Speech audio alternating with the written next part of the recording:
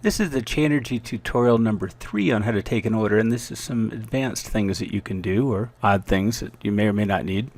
If you've been following along, we have orders in the system, and we'll pop into this order that we were in before. Notice I used the little jump key to go through that list. You can also jump back to my list here and choose it from here just by double clicking it. So when I'm in the order, I can see the status of the order. I'll again jump back to this one. There's things I can do. For example, sometimes when you add products to an order, they're kit items, or what we call assemblies. So I've created this one as an assembly. Watch what happens when I add it to the order. And I'll close this dialog so you can see it. This is the kit item, the master item, and these are the individual items that make it up. So when you're talking to a customer, they may or may not care about these individual items, but you might. For example, this particular product is made up of a 1, a 2, and a 3. The BB001, we are adding one of those to the kit. It's actually adding to the cost of the kit. So the kit is $3.99 plus $3.99 for that item. And I can change it. So if I want to delete that, I can. And then I can add another kit item if I wanted to. So I just click the icon here, hit delete. This second one, I didn't delete it. I'm going to leave it so we can play with it. Second one, it also adds 1, but I added it without a price. So it's just a freebie that gets tossed in. This one, there's 2 of. So even though this is one kit, these items are what actually make it up. And the pick list that goes out to the warehouse will tell the folks to pull one of these, and 2 of these to build it. Or in this particular case, because it's a dropship item, which is what this DCM means, the vendor is going to be told, and here's the vendor, these are the items to go pull to make that.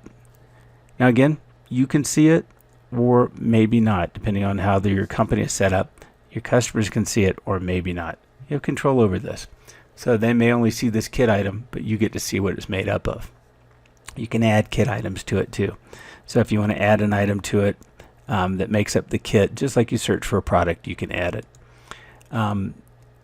Another way is to right click it and say add new item to this kit. So if you want it to be indented, that's the right way to do it. Right click it, say add new item to this kit, and then it'll let you search for that item just like you would any other product, or type it and add it to the kit, which I'm going to cancel.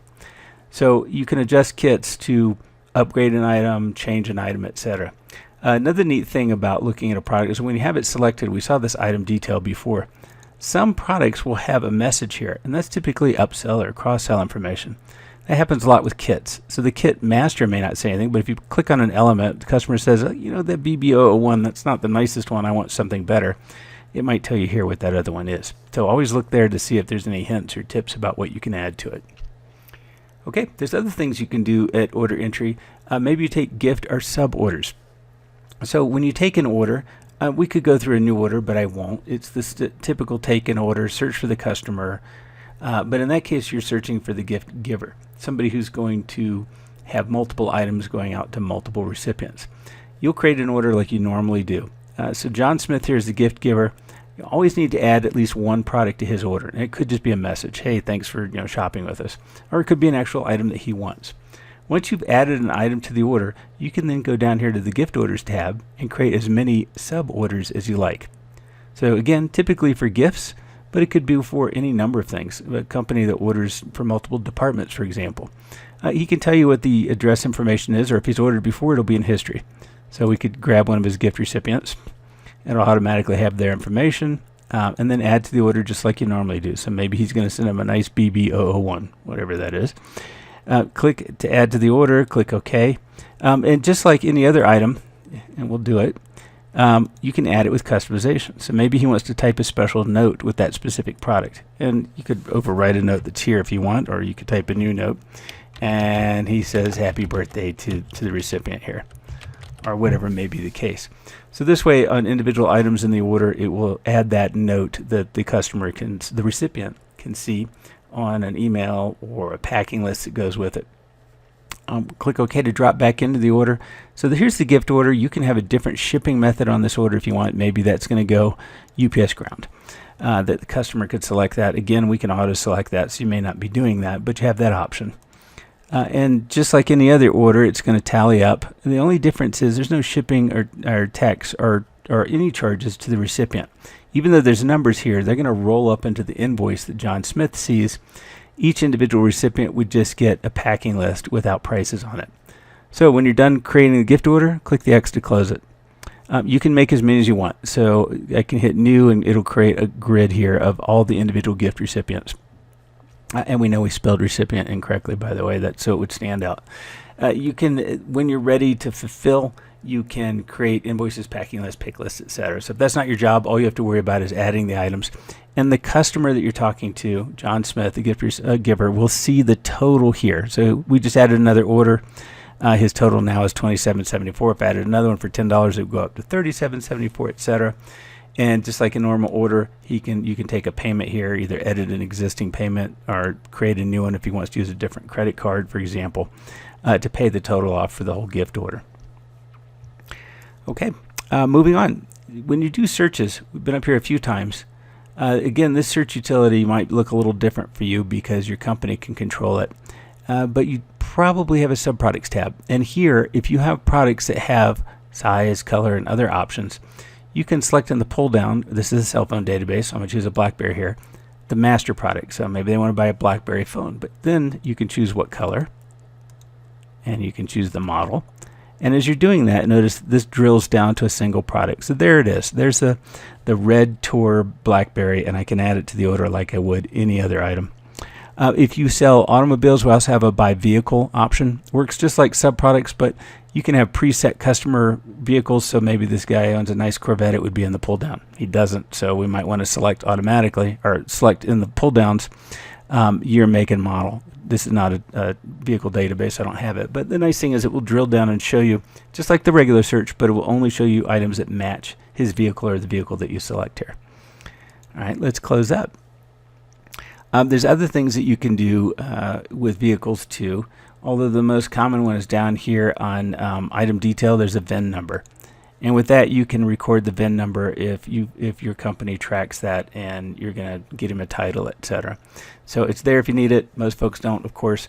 It also is useful if you collect serial numbers at order entry for any kind of products. Cell phones might have it, or cameras, etc. All right, let's go to the shipping tab here. Some things we didn't cover in a previous tutorial. You can indicate this is the COD item. So if you selected a ship method or a payment over here of COD, and we'll edit it, which is one of the payment methods, then you can also select that COD box here. And again, that's if your company does that. That way you can collect on delivery. You can insure an item. A lot of times too, when you add an item to the order, you'll see insurance automatically show up here. You can indicate signature required. These are going to push over to your shipping software. So ask your supervisor if it's something you use. If you don't, you can ignore it, but now you know you have it. You can also indicate that a specific order by itself is a gift order. So if you're not using this gift order option, this would be a way to tag it as a gift order, and that typically affects like packing lists and reports, etc. Ship ahead is dependent on how your company works. So sometimes you have back-ordered items in an order. These are all committed, but if it's back-ordered, it would say BO back-ordered. Ship ahead, if it's not automatically selected like it is here, you can click that. Again, depends on your company, but ship ahead will allow you to ship the part of the order that's available and fulfill the rest of it later when the back order is filled. If that's not checked, then the whole order is going to be held until all the back ordered items are available. So you can tell by that checkbox whether or not the order is going to be held and tell the customer. You can override it if you have that authority to do so in your company. And we'll also charge tax on shipping if it's appropriate, but you can uncheck that if you want.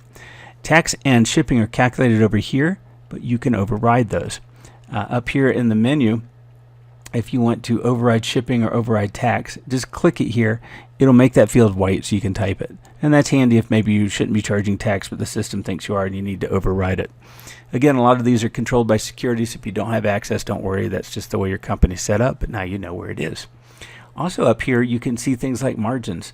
Margins are nice if you're allowed to give discounts, because it lets you see the price of the item, your cost, 0 here, but now I know I have a $3.99 margin. Well, I don't want to discount it more than that because I'd be cutting into my profit. Now, your manager or your company may have set floors, so even if you think you can change it lower, you might not be able to. But at least you can see what your margins are if you're in wholesale or you're talking to customers with special discounts, etc. Can't change the price here. You would see that you have a lot of room because you're getting a $3.99 on it. margin. So you could go into the product like we saw earlier, change the price on it. You know that you've got plenty of markup here, so maybe make it $2.99 for him, and you just type that. And he's getting, oops, or $2,099, and he gets a 10% discount. So that way you can make sure you're not cutting too deep. Customers also might get special discounts. So notice these have a 10% discount. Some customers, just based on their type, might get a wholesale price, so it might be a different price you see here than usual. They might get line items that are added automatically, and that can also be controlled by the source key. So don't be surprised if you see things added to the list here that you didn't add. Those again have been set up by your company, and that's okay. That's what they should do. If you look up an order, and we'll show you how to look up a customer, how to look up his orders, etc., or use the Find an Order button in another tutorial.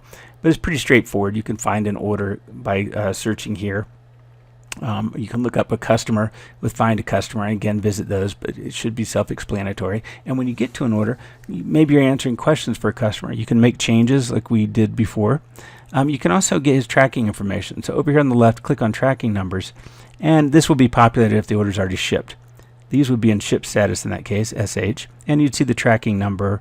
Some other information the customer probably doesn't care about. Internally, you might care about the charges to you and the weight. But the customer typically wants the tracking number and maybe the ship method, the date that it went out. So you can see that. You can also, if you have multiple, scroll through it and give them that information. Again, depending on your company, that may also be information that if you click the Finish button would automatically send, or that you can do by running something from the Tools menu, which is up here. So there may be an email customer if tracking numbers. All depending on how you have it set up, but those are things to look for.